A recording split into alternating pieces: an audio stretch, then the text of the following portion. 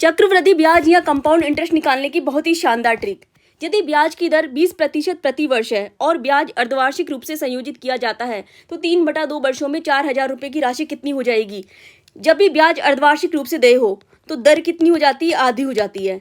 तो 20/2 10% दर या रेट, और समय कितना हो जाता है, डबल 2t 3/2 यानी इसका 2 गुना 3 वर्ष।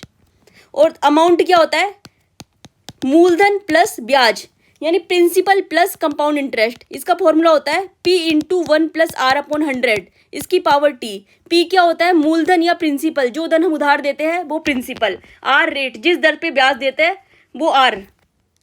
तो देखो इस फॉर्मूले में, ये देखो यहाँ पे नीचे क्या आएगा, केवल 100 दिख रहा है आपको नीचे केवल। अगर R क्या है यहाँ पे 10%, तो R अपॉन 100 कितना हो जाएगा, 10/100 यानी R अपॉन 100 कितना हो जाएगा, 1/10। तो 1 प्लस R अपॉन 100 कितना हो जाएगा, 1 प्लस 1/10 यानी 11/10। यानी जो भी अपना आंसर आएगा वो किसका गुणा जाएगा, उसके ऊपर गुणा में क्या आएगा, 11। तो वो 11 का गुणा जाएगा यानी 11 का मल्टीपल आएगा। जो भी ऑप्शन होगा वो 11, उसमें 11 का भाग जाना चाहिए। तो चेक कर लेते हैं 11 की डिविजिबिलिटी का रूल।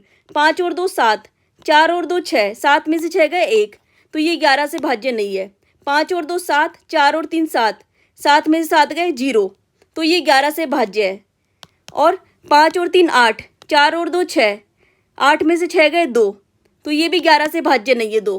5 और 3 8, 4 और 3 7, 8 में से 7 गए 1, तो ये भी 11 से भाज्य नहीं है। अल्टरनेट या एकांतर अंकों को जोड़ के उनको माइनस कर देते हैं, वो अंतर 0 आना चाहिए या फिर 11 से डिविजिबल होना चाहिए, तो वो संख्या 11 से भाज्य होती है।